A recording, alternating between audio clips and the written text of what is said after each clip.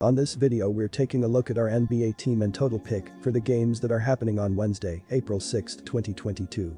Welcome back to High Stakes, let's get straight into it. Also, don't forget to subscribe to get notified as soon as we release these sport prediction videos, and if you would like more betting tips and predictions, then check out our Patreon in the link down below. Our new Patreon is a way for us to help you improve your chances of making more money. 5 plans are available for each and every one of you. You can get 30 extra betting picks all the way up to 500 extra betting picks per month. Stop wasting hours of your time searching for bad betting picks that ends up costing you a lot of money.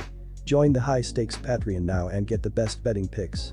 Utah Jazz vs Oklahoma City Thunder. Our first pick is Utah -1. And here is why. The Oklahoma City Thunder have been in decent form lately as they've won 4 of their last 7 games, and they will be gunning for a third straight victory after sneaking past the Trail Blazers in a 98-94 home win last night. Jalen Horde led the team with 24 points, 21 rebounds and 3 assists. Isaiah Roby added 18 points with 6 rebounds and 6 blocks, while Georgios Kalitsakis chipped in with 17 points. As a team, the Thunder shot 48% from the field and 9 of 29 from the three-point line as they struggled for most of the game and trailed by as many as 19 points until they outscored the Trail Blazers by an impressive 31-12 in the fourth quarter to escape with the comeback victory. Despite being out-rebounded and committing more turnovers, the Jazz were able to take down the high-flying Grizzlies on Tuesday night thanks to a tough man-to-man defense that held Memphis under 40% shooting on the night. For the season, the Jazz are 12th in the NBA in defensive efficiency. They are 10th in points allowed per game and are 10th in opponents' shooting percentage for the season. Thanks to Rudy Gobert and, to a lesser extent, Hassan Whiteside, are 13th in the league in blocks per game. The Jazz are also 2nd in the NBA in total team rebounding percentage. Led by Clarkson, the Jazz also feature one of the league's most potent benches. Utah averages nearly 38 points per game from their bench, which is 9th in the NBA. The Utah Jazz now sit at 47-32 with just 3 games left on their schedule. They are a game up in the loss column over Denver and will clinch the 5th spot in the Western Conference if they win out. Jordan Clarkson came off the bench to score 22 points in 31 minutes, while Rudy Gobert had a huge game with 22 points and 21 rebounds as the Jazz survived a late comeback to drop Memphis in overtime. Clarkson continued his stellar season as one of the best 6th men in the NBA. He is averaging over 16 points per game and over 3 rebounds and 2 assists per game. In his last 10, Clarkson is putting up over 18 points per game as he and the Jazz ready for the playoffs. If the season were to end today, would match up with Luka Doncic and the Dallas Mavericks in the first round.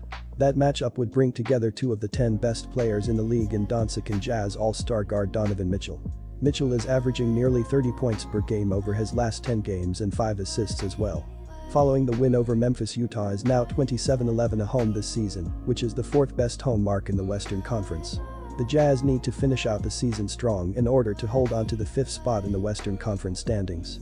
Utah has far too much depth and talent to struggle against a banged-up OKC team that only played 7 players just last night. Fully healthy, OKC is one of the poorer offensive teams in the NBA, and now, without their top 3 players, the Thunder have had to patch together scoring for several weeks.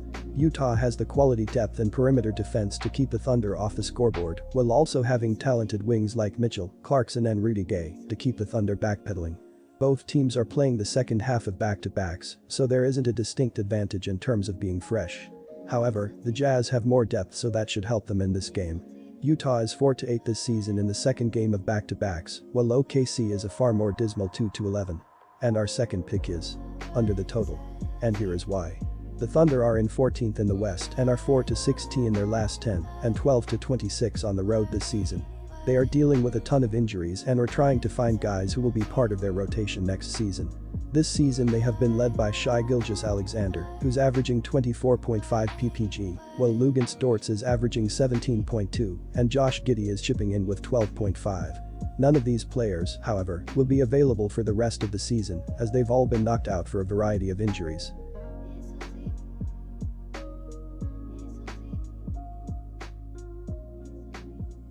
Disclaimer, no financial advice. The information on this channel is provided for education and informational purposes only, without any express or implied warranty of any kind, including warranties of accuracy, completeness, or fitness for any particular purpose. The information contained in or provided from or through this channel is not intended to be and does not constitute financial advice, investment advice, trading advice or any other advice. The information on this channel and provided from or through this channel is general in nature and is not specific to you, the user, or anyone else. You should not make any decision, financial, investment, trading, or otherwise, based on any of the information presented on this channel without undertaking independent due diligence and consultation with a professional broker or financial advisory.